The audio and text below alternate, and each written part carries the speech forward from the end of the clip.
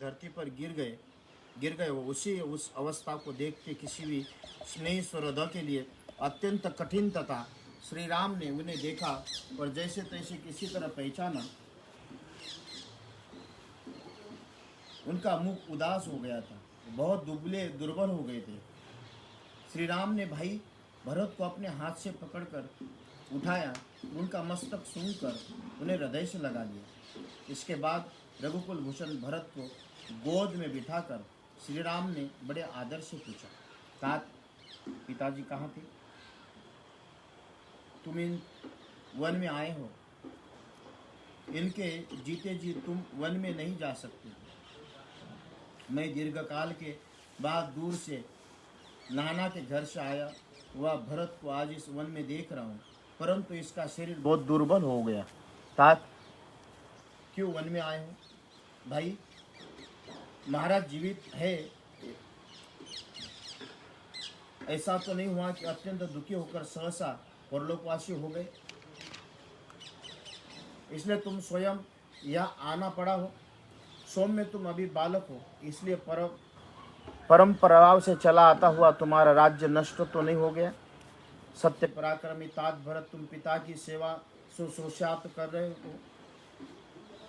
जो धर्म पर अटल रहने वाले हैं, जिन्होंने राज्य सुयज्ञ अश्वमेघ यज्ञों का अनुष्ठान किया, वे सत्य प्रतिज्ञ महाराज दशरथ सकुशल तो है ना?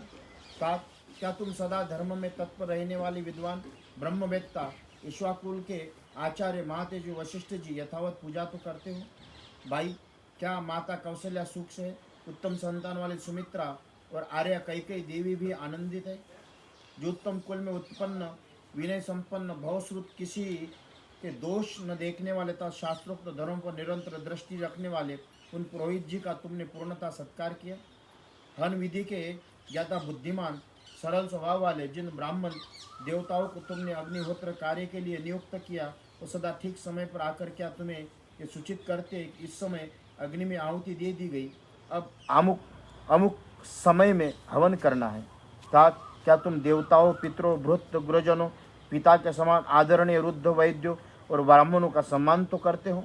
भाई जो मंत्र रहित श्रेष्ठ बाणों के प्रयोग तथा मंत्र सहित उत्तम अस्त्रों के प्रयोग, ज्ञान से संपन्न और अर्थशास्त्र राजनीति के अच्छे पंडित, इन आचार्य सुधनवा क्या तुम समादर करते हो?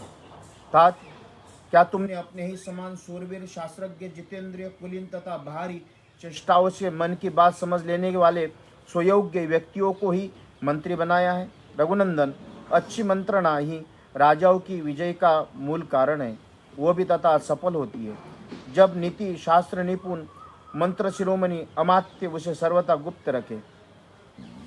भरत तुम असमय ही निद्रा के वशीभूत तो नहीं होते, समय पर जाग जाते हो, रात के पिछले पहर में अर्थ सिद्धि के उपायों पर विचार करते हो। कोई भी गुण गुप्त मंत्रणा 2 से 4 कानों तक ही गुप्त रहती है, 6 कानों में जाते ही वो फूट जाती है। अतः मैं पूछता हूँ, तुम किसी गुड़ विषय पर अकेले ही को विचार नहीं करते अथवा बहुत लोगों के साथ बैठकर तो मंत्रणा नहीं करते? कहीं ऐसा तो नहीं होता कि तुम निश्चित ही की हुई गुप्त मंत्रणा फूटकर शत्रुओं के राज्य तक फैली हो?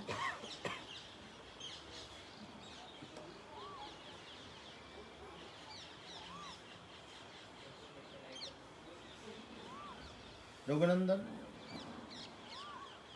जिसका साधन बहुत छोटा, फल बहुत बड़ा, ऐसे कार्य का निश्चय करने के बाद तुम उसे शीघ्र प्रारंभ कर देते हो ना, उसमें विलंब तो नहीं करते। तुम्हारे सब कार्य पूर्ण हो जाने पर अथवा पूरे होने के समीप पहुंचने पर ही दूसरे राज्यों का ज्ञात होता है। कहीं ऐसा तो नहीं होता कि तुम्हारे भावी कार्यक्रमों में पहले ही जान लेते हो?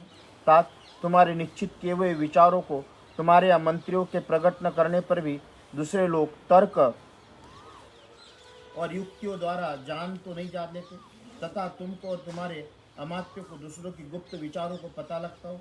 क्या तुम सहस्त्र मूर्खों के बदले एक पंडितों को ही अपने पास रखने की इच्छा रखते हो, क्योंकि विद्वान पुरुष ही अर्थ संकट के समय महान कल्याण कर सकता है। यदि राजा 1000 या 10,000 मूर्खों को अपने पास रख ले तो भी उस पर कोई असर नहीं, कोई अच्छी सहायता नहीं मिलती। यदि एक मंत्री भी मेधावी, शूरवीर, चतुर एवं नीतिज्ञ हो तो वह राजा राजकुमारों को बहुत बड़ी संपत्ति की प्राप्ति करा सकता है।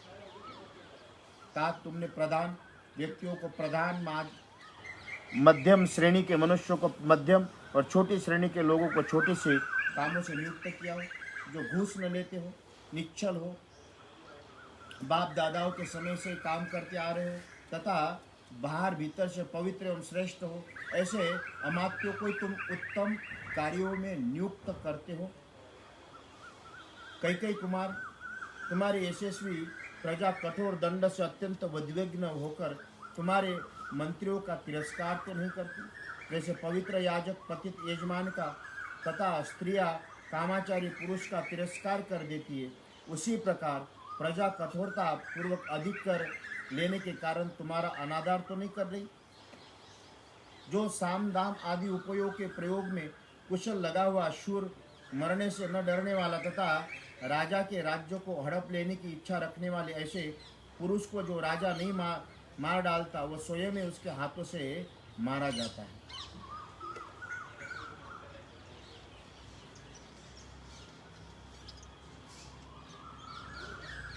क्या तुमने सदा संतुष्ट रहने वाले सूरवीर, धैर्यवान, बुद्धिमान, पवित्र, कुलीन, अपने में अनुराग रखने वाले रण कंदर पक्ष पुरुषों को सेनापति बनाए?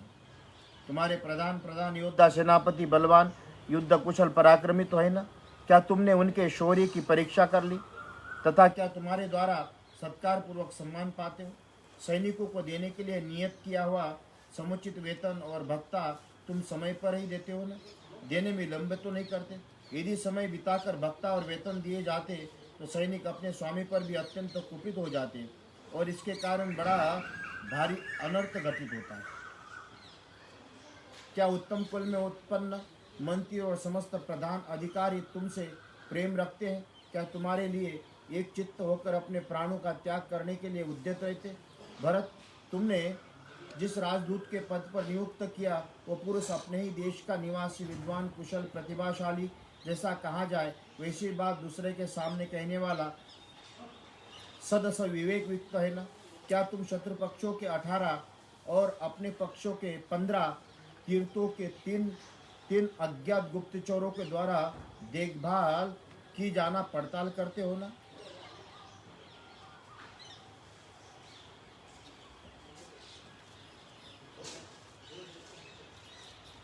शत्रुसूदन, जिन शत्रुओं को तुमने राज्य से निकाल दिया, यदि फिर लौट कर आते हो तो तुम उन्हें दुर्बल समझकर उनकी अपेक्षा तो नहीं करते? तात, तुम कभी नास्तिक ब्राह्मणों का संग तो नहीं करते हो, क्योंकि वो बुद्धि को पारमार्थिक ओर से विचलित करने में कुशल होते हैं। वास्तव में अज्ञानी होते हुए भी अपने को बहुत बड़ा पंडित मानते हैं। उनका ज्ञान वेद के विरुद्ध होने के कारण दूषित होता है। प्रणामभूत प्रधान धर्मशास्त्रों के होते हैं।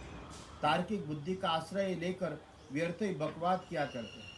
तात, अयोध्या हमारे वीर पूर्वजों की निवास भूमि, उसका जैसा नाम है वैसा ही गुण है। उसके दरवाजे सब ओर से सुदृढ़ है, वही हाथी घोड़े रथों से परिपूर्ण है। अपने अपने कार्यों में लगे हुए ब्राह्मण, क्षत्रिय, वैश्य सहस्रों की संख्या में वहाँ सदा निवास करते हैं। सब के सब महान, उत्साही, जितेंद्र और श्रेष्ठ नाना प्रकार के राजभवन और मंदिर उसकी शोभा बढ़ाते। वह नगरी बहुसंख्यक विद्वानों से भरी हुई ऐसी अभ्युदयशील और समृद्धशालिनी नगरी अयोध्यापुरी तुम भलीभांति रक्षा तो करते हो। रघुनंदन भरत, जहाँ नाना प्रकार के अश्वमेघ आदि महायज्ञ के बहुत से चयन प्रदेश अनुष्ठान स्थल शोभा पाते, उसमें प्रतिष्ठित मनुष्य अधिक संख्या में निवास करते, अनेकानेक देवस्थान, हौसले और तालाब जिसकी शोभा बढ़ाते, जहाँ के स्त्री पुरुष सदा प्रसन्न रहते हैं, सामाजिक उत्सव के कारण सदा शोभा संपन्न दिखाई देती, जहाँ खेत जोतने समर्थ पशुओं का अधिकता है, वहाँ किसी प्रकार की हिंसा नहीं होती, जहाँ खेती के लिए वार्षिक जल पर निर्भर नहीं रहना पड़ता, नदियों के जल से भी सिंचाई हो जाती, जो बहुत सी सुंदर और हिंसक पशुओं को रहित है, जहाँ किसी तरह का भय नहीं है, नाना प्रकार के खाने जिसकी शोभा बढ़ाती है, जहाँ पापी मनुष्य का सर्वथा अभाव है, जहाँ हमारे पूर्वजों में जिनकी भली भांति रक्षा की है, वो अपना कौशल देश धन धान्य से संपन्न और सुखपूर्वक बसा हुआ है। ताक कृषि और गोरक्षों से आजीविका चलाने वाले सभी वैश्य तुम्हारे प्रतिपात्र है, क्योंकि कृषि और व्यापार आदि संलग्न रहने पर भी ये लोग सुखी एवं उन्नतिशील होते हैं। उन वैश्यों की इष्ट की प्राप्ति कराकर उनके अनिष्ट का निवारण करते हुए सब लोगों का भरण पोषण तो करते हो ना, क्योंकि राजा को अपने राज्य में निवास करने वाले सब लोगों का धर्मानुसार पालन करना चाहिए। क्या तुम अपनी स्त्रियों को संतुष्ट रखते हो? क्या तुम्हारे द्वारा भली बातें सुरक्षित रहती है? तुम उन पर अधिक विश्वास तो नहीं करते? उन्हें अपनी गुप्त बात तो नहीं कह देते? जहाँ हाथी उत्पन्न होते हैं वो जंगल तुम्हारे द्वारा सुरक्षित तो है? तुम्हारे पास दूध देने वाली गवें तो अधिक संख्या में है, अथवा हाथियों को फंसाने वाले हथनिया की भी तुम्हारे पास ही कमी नहीं है। तुम्हें हथनियों को, घोड़ों को और हाथियों के संग्रह से कभी तृप्ति तो नहीं होती? राजकुमार, क्या तुम प्रतिदिन पूर्व काल में वस्त्राभूषण से विभूषित हो प्रधान सड़क पर जा जाकर नगरवासी मनुष्यों को दर्शन देते हो? काम काज में लगे हुए सभी मनुष्य निडर होकर तुम्हारे सामने तो नहीं आते, अथवा जो सब सदा तुमसे दूर तो नहीं रहते? क्योंकि कर्मचारियों के विषय में मध्यम स्थिति का अवलंबन करना ही अर्थ सिद्धि का कारण होता है।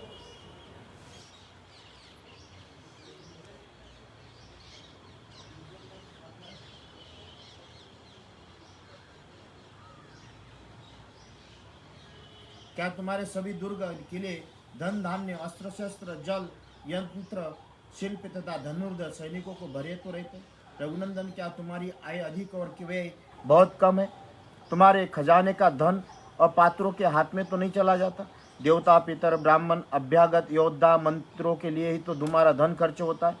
कभी ऐसा तो नहीं होता कि कोई मनुष्य किसी श्रेष्ठ निर्दोष शुद्धात्मा पुरुष पर दोष लगा दे?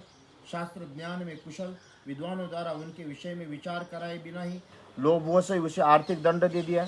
नरश्रेष्ठ जो चोरी में पकड़ा गया, जिसमें किसी ने चोरी करते समय देखा, पूछताछ में जिनके और होने का प्रमाण मिल गया, तथा जिसमें विरुद्ध चोरी का माल बरामद होना आदि बहुत से कारण सबूत, वैसे चोरों को भी तुम्हारे राज्य में धन के लालच में छोड़ तो नहीं